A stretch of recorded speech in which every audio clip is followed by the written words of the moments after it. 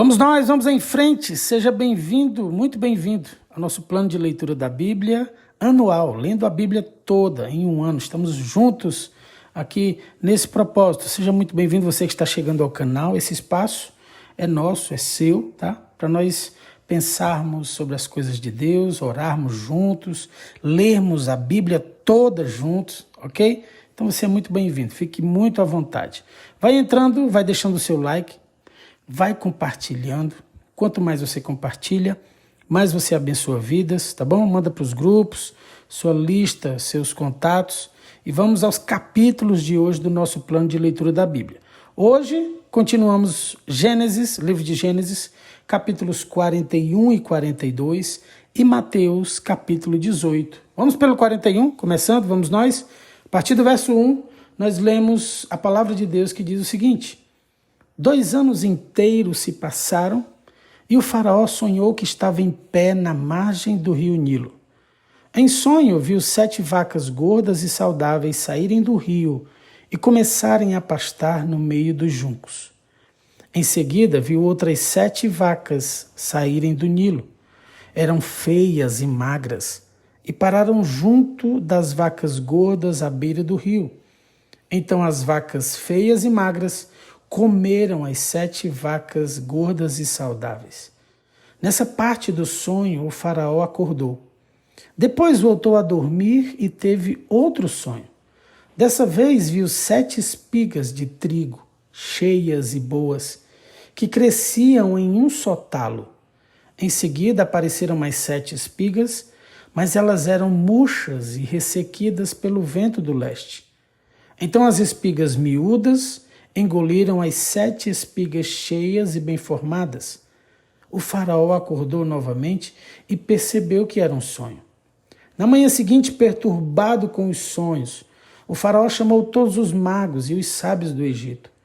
Contou-lhes os sonhos, mas ninguém conseguiu interpretá-los. Por fim, o chefe dos copeiros se pronunciou. Hoje eu me lembrei do meu erro, disse ao faraó.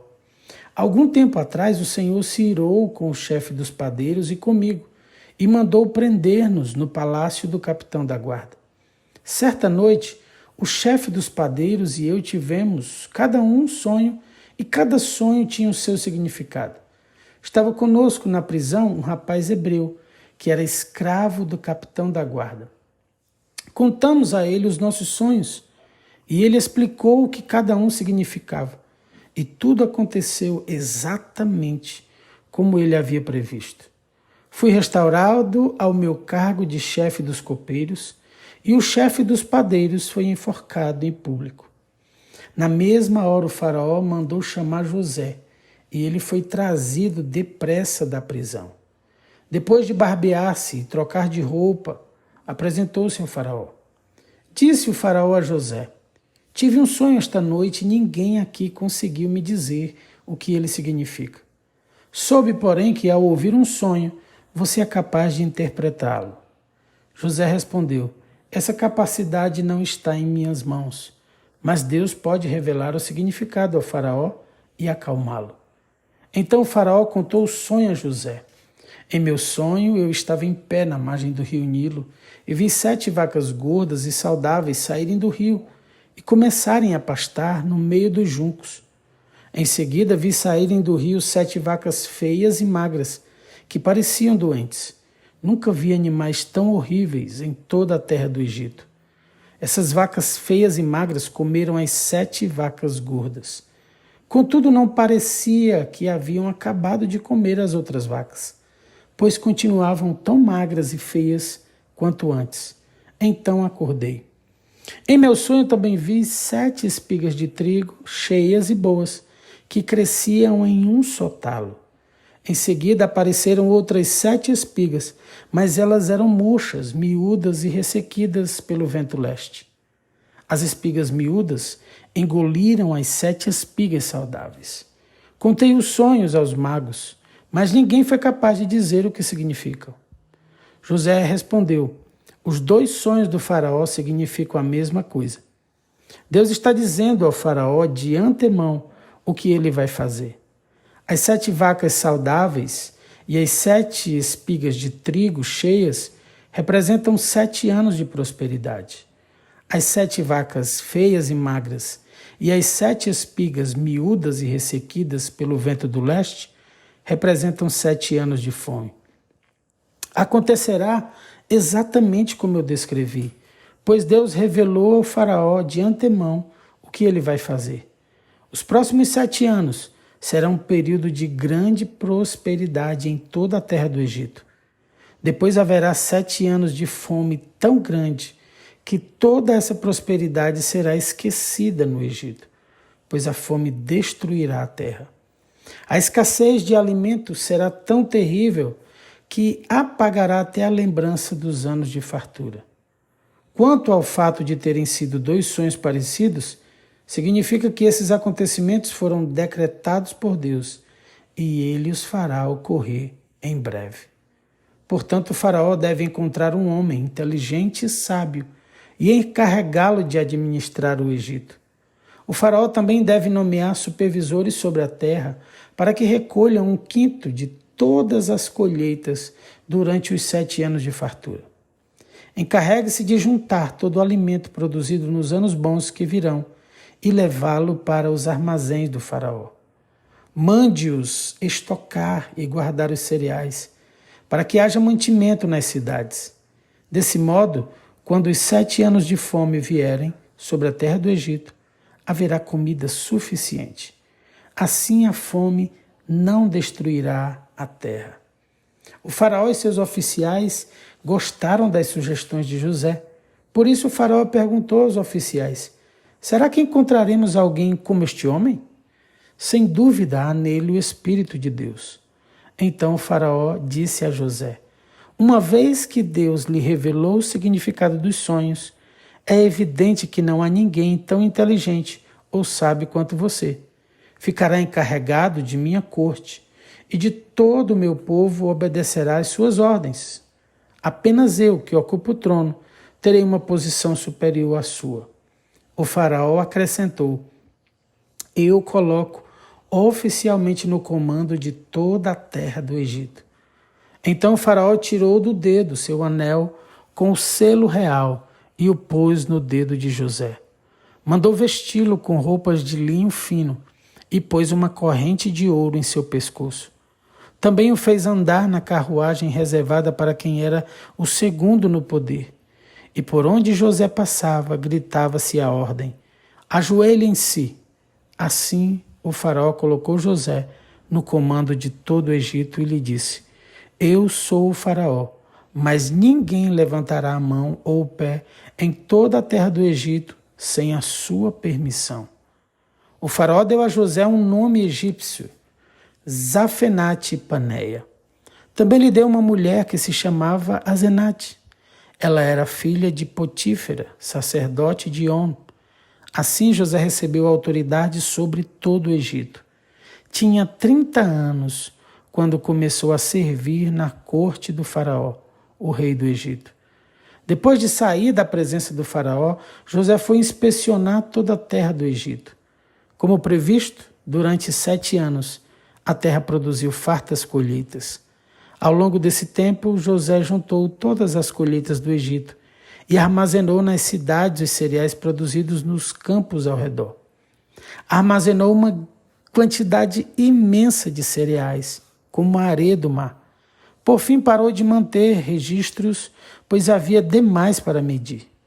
Durante esse tempo, antes do 1º ano de fome, José e sua mulher, Asenate, filha de Potífera, sacerdote de On, tiveram 2 filhos. José chamou o filho mais velho de Manassés, pois disse: Deus me fez esquecer todas as minhas dificuldades e toda a família do meu pai. José chamou o segundo filho de Efraim, pois disse: Deus me fez prosperar na terra da minha aflição. Por fim, terminaram os 7 anos de colheitas fartas em toda a terra do Egito, e começaram os 7 anos de fome, como José havia previsto. A fome também afetou as regiões vizinhas, mas havia alimento de sobra em todo o Egito. Depois de algum tempo, porém, a fome também se espalhou pelo Egito. Quando o povo clamou ao faraó para que lhe desse alimento, ele respondeu a todos os egípcios: dirijam-se a José e sigam as instruções dele. Quando faltou alimento em toda parte, José mandou abrir os armazéns e vendeu os cereais aos egípcios, pois a fome era terrível em toda a terra do Egito. Gente de todos os lugares ia ao Egito comprar cereais de José, pois a fome era terrível no mundo inteiro. Próximo capítulo do Antigo Testamento está em Gênesis 42 e nós lemos a partir do verso 1. Quando Jacó soube que no Egito havia cereais, disse a seus filhos: por que vocês estão aí parados, olhando uns para os outros? Ouvi dizer que há cereais no Egito. Desçam até lá e comprem cereais em quantidade suficiente para nos mantermos vivos. Do contrário, morreremos. Então os 10 irmãos mais velhos de José desceram ao Egito para comprar cereais. Mas Jacó não deixou Benjamim, o irmão mais novo de José, ir com eles, pois tinha medo de que algum mal lhe acontecesse. Os filhos de Jacó chegaram ao Egito, junto com outros, para comprar mantimentos, porque também havia fome em Canaã. Uma vez que José era governador do Egito e o encarregado de vender cereais a todos, foi a ele que seus irmãos se dirigiram. Quando chegaram, curvaram-se diante dele com o rosto no chão. José reconheceu os irmãos de imediato, mas fingiu não saber quem eram e lhes perguntou com aspereza: de onde vocês vêm? Da terra de Canaã, responderam eles. Viemos comprar mantimentos. Embora José tivesse reconhecido seus irmãos, eles não o reconheceram. José se lembrou dos sonhos que tivera a respeito deles muitos anos antes e lhes disse: vocês são espiões. Vieram para descobrir os pontos fracos de nossa terra. Não, meu senhor, responderam eles. Seus servos vieram apenas para comprar mantimentos. Somos todos irmãos, membros da mesma família. Somos homens honestos, meu senhor, e não espiões. Mas José insistiu: são espiões, sim. Vieram para descobrir os pontos fracos de nossa terra. Eles disseram: Senhor, na verdade, nós, seus servos, éramos 12 irmãos, todos filhos de um homem que vive na terra de Canaã. Nosso irmão mais novo está em casa com o pai, e um dos nossos irmãos já não está conosco. José, porém, continuou a insistir: como eu disse, vocês são espiões. Mas há uma forma de verificar a sua história. Juro pela vida do faraó que vocês só deixarão o Egito quando seu irmão mais novo vier para cá. Um de vocês deve buscá-lo, os outros ficarão presos aqui. Então veremos se sua história é verdadeira ou não. Pela vida do faraó, se não tiverem um irmão mais novo, saberei com certeza que são espiões. Então José os colocou na prisão por 3 dias. No terceiro dia José lhes disse: sou um homem temente a Deus. Façam o que direi e viverão. Se são mesmo homens honestos, escolham um dos seus irmãos para continuar preso. Os demais podem voltar para casa com cereais para seus parentes que estão passando fome. Tragam-me, porém, seu irmão mais novo. Com isso provarão que estão dizendo a verdade e não morrerão. Eles concordaram e, conversando entre si, disseram: é evidente que estamos sendo castigados por aquilo que fizemos a José tanto tempo atrás. Vimos sua angústia quando ele implorou por sua vida, mas nós o ignoramos. Por isso estamos nessa situação difícil. Rúben disse: não lhes falei que não pecassem contra o rapaz? Mas vocês não quiseram me ouvir. Agora temos de prestar contas pelo sangue dele. Não sabiam, porém, que José os entendia, pois falava com eles por meio de um intérprete. José se afastou dos irmãos e começou a chorar. Quando se recompôs, voltou a falar com eles. Escolheu Simeão e mandou amarrá-lo diante dos demais. Em seguida, José ordenou que seus servos enchessem de cereais os sacos que os irmãos haviam trazido e, em segredo, devolvessem o pagamento, colocando dinheiro na boca de cada saco. Também mandou que lhes dessem mantimentos para a viagem, e assim fizeram. Os irmãos colocaram os sacos de cereal sobre seus jumentos e partiram de volta para casa. Contudo, quando um deles abriu a bagagem a fim de pegar cereal para seu jumento, encontrou o dinheiro na boca do saco. Vejam só, exclamou para seus irmãos. Devolveram meu dinheiro, está aqui no saco. O coração deles desfaleceu e, tremendo, disseram uns aos outros: o que Deus fez conosco? Quando os irmãos chegaram à casa de Jacó, seu pai, na terra de Canaã, relataram-lhe tudo o que havia acontecido com eles. Disseram: o homem que governa o país falou conosco asperamente e nos acusou de sermos espiões em sua terra. Mas nós lhe garantimos, somos homens honestos e não espiões. Somos 12 irmãos, filhos do mesmo pai. Um dos nossos irmãos já não está conosco e o mais novo está em casa com o nosso pai na terra de Canaã. Então o homem que governa o país disse: saberei com certeza se vocês são homens honestos. Da seguinte forma: deixem um de seus irmãos comigo e voltem para casa levando cereais para seus parentes que estão passando fome. Tragam-me, porém, seu irmão mais novo, e saberei que são homens honestos e não espiões. Então eu lhes devolverei a seu irmão, e vocês poderão negociar livremente nesta terra. Ao esvaziarem os sacos, viram que dentro de cada um havia uma bolsa com dinheiro do pagamento pelos cereais. Os irmãos e o pai ficaram apavorados quando viram as bolsas de dinheiro. Jacó disse: vocês estão tirando meus filhos de mim. José se foi, Simeão não está aqui, e agora querem levar Benjamim também? Tudo está contra mim. Então Rúben disse ao pai: se eu não trouxer Benjamim de volta, o Senhor pode matar meus 2 filhos. Eu me responsabilizo por ele e prometo trazê-lo de volta. Jacó, porém, respondeu: meu filho não descerá com vocês. Seu irmão José morreu e Benjamim é tudo o que me resta. Se alguma coisa acontecesse com ele na viagem, vocês me mandariam velho e infeliz para a sepultura. E aqui nós finalizamos os capítulos do Antigo Testamento, capítulos 41 e 42 de Gênesis, e vamos ao Novo Testamento, no livro de Mateus, o capítulo 18, e nós lemos a partir do verso 1. Naquela hora, os discípulos se aproximaram de Jesus e perguntaram: quem é o maior no reino dos céus? E Jesus, chamando uma criança, colocou-a no meio deles e disse: em verdade lhes digo, se vocês não se converterem e não se tornarem como crianças, de maneira nenhuma entrarão no reino dos céus. Portanto, aquele que se humilhar como esta criança, esse é o maior no reino dos céus. E quem receber uma criança, tal como esta, em meu nome, é a mim que recebe. E se alguém fizer tropeçar um destes pequeninos que crê em mim, seria melhor para esse que uma grande pedra de moinho fosse pendurada ao seu pescoço e fosse afogado na profundeza do mar. Ai do mundo, por causa das pedras de tropeço, porque é inevitável que elas existam, mas ai de quem é responsável por elas. Se a sua mão ou o seu pé leva você a tropeçar, corte-o e jogue fora. Pois é melhor você entrar na vida manco ou aleijado, do que tendo 2 mãos ou 2 pés, ser lançado no fogo eterno. E se um dos seus olhos levar você a tropeçar, arranque-o e jogue fora.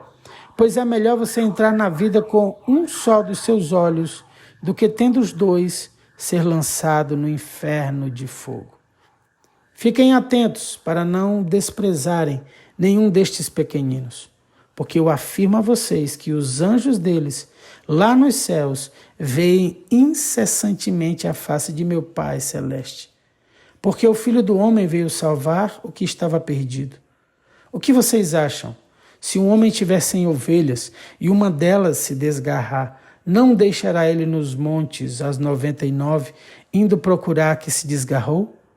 E se consegue encontrá-la, em verdade lhes digo, que ficará mais alegre por causa desta do que pelas 99 que não se desgarraram. Assim, não é da vontade do Pai de vocês, que está nos céus, que se perca um só destes pequeninos. Verso 15. Se o seu irmão pecar contra você, vá e repreenda-o em particular. Se ele ouvir, você ganhou seu irmão. Mas se não ouvir, leve ainda com você 1 ou 2 pessoas, para que pelo depoimento de 2 ou 3 testemunhas, toda a questão seja decidida. E se ele se recusar a ouvir essas pessoas, exponha o assunto à igreja. E se ele se recusar a ouvir também a igreja, considere-o como gentio e publicano. Em verdade lhes digo que tudo que ligarem na terra terá sido ligado nos céus, e tudo que desligarem na terra terá sido desligado nos céus. Em verdade também lhes digo que se 2 de vocês sobre a terra concordarem a respeito de qualquer coisa que vierem a pedir, isso lhe será concedido por meu Pai, que está nos céus. Porque onde estiverem 2 ou 3 reunidos em meu nome, ali estou no meio deles. Então Pedro, aproximando-se, perguntou a Jesus: Senhor, até quantas vezes meu irmão pecará contra mim que eu lhe perdoe? Até 7 vezes? E Jesus respondeu: Não digo a você que perdoe até 7 vezes, mas até 70 vezes 7. Por isso, o reino dos céus é semelhante a um rei que resolveu ajustar contas com os seus servos, e passando a fazê-lo, trouxeram-lhe um que lhe devia 10.000 talentos. Não tendo ele, porém, com o que pagar, o senhor desse servo ordenou que fossem vendidos ele, a mulher e os filhos e tudo que possuía, e que assim a dívida fosse paga. Então o servo, caindo aos pés dele, implorava: Tenha paciência comigo e pagarei tudo ao Senhor. E o senhor daquele servo, compadecendo-se, mandou-o embora e perdoou-lhe a dívida. Saindo, porém, aquele servo encontrou um dos seus conservos que lhe devia 100 denários. Agarrando-o, começou a sufocá-lo, dizendo: Pague-me o que você me deve. Então o seu conservo, caindo aos pés dele, pedia: Tenha paciência comigo e pagarei tudo a você. Ele, porém, não quis. Pelo contrário, foi e o lançou na prisão até que saldasse a dívida. Vendo seus companheiros o que havia acontecido, ficaram muito tristes e foram relatar ao Senhor tudo o que lhe havia acontecido. Então o Senhor, chamando aquele servo, lhe disse: Servo malvado, eu lhe perdoei aquela dívida toda porque você me implorou. Será que você também não devia ter compaixão do seu conservo, assim como eu tive compaixão de você? E indignando-se, o Senhor entregou aquele servo aos carrascos, até que lhe pagasse toda a dívida. Assim também o meu Pai, que está no céu, fará com vocês, se do íntimo não perdoarem, cada um a seu irmão. E nós finalizamos aqui a leitura de hoje, finalizando em Mateus 18, os capítulos do dia do nosso plano de leitura da Bíblia anual, lendo a Bíblia toda em um ano, ok? Que essa palavra encontre no seu coração uma terra fértil. Antes de sair, eu quero pedir que você não saia daqui sem deixar o seu like, tá? E sem lembrar de alguém em que você pode abençoar compartilhando a palavra. Se você não é inscrito no nosso canal, também se inscreve, ativa o sino da notificação para você ser avisado todas as vezes que nós entrarmos ao vivo. Nós estamos liberando os capítulos do dia sempre às 7h07 da manhã. Antes de finalizar, eu quero orar por você. Pai, nós lançamos a semente da Tua palavra. E no Teu reino, Senhor, no reino espiritual, as sementes elas recebem um poder ainda maior de multiplicação. E o Senhor declara, a Tua promessa diz que eles colherão a 30, a 60, a 100 vezes mais. Senhor, nós vimos como o Senhor deu revelação a José e como ele governou o Egito naqueles anos de prosperidade. Senhor, nos dá essa sabedoria para gerirmos, para administrarmos, Senhor, para termos essa economia também que o Senhor revelou a José lá no Egito. Senhor, para que possamos ter, meu Pai, em abastança para a nossa família, Senhor, e para abençoar muitos outros. Meu Deus, nós precisamos da Tua revelação. Que a tua palavra, Senhor, transforme vidas, corações, mentes nesse dia. Que sejam dias abençoados, prósperos, de milagres, de provisão sobrenatural, mas acima de tudo, de entendimento espiritual, de visão. Tenha visão espiritual dos céus por meio da palavra, daquilo que o Senhor quer para a sua vida, para o seu futuro, para as suas decisões, para as suas escolhas, para a sua casa, para a sua família, para o seu negócio. Em tudo que você fizer, antes receba a visão, a revelação de Deus na sua vida. Seja abençoado, seja próspero, seja tu uma bênção na terra, no nome de Jesus. Se você crê e recebe, diga aí comigo amém, e glória a Deus, e aleluia. E assim chegamos ao final desse momento juntos, tá? Se você quiser rever, chama a família, chama o filho, faz esse momento, vai lendo a Bíblia junto, ok? Se o Senhor permitir, estaremos amanhã em mais um dia dos capítulos do nosso plano de leitura da Bíblia, lendo a Bíblia toda em um ano, sempre às 7h07 da manhã. Deus abençoe sua vida, beijo no seu coração, amo vocês, fiquem todos na graça e na paz do Senhor Jesus. Tchau, tchau.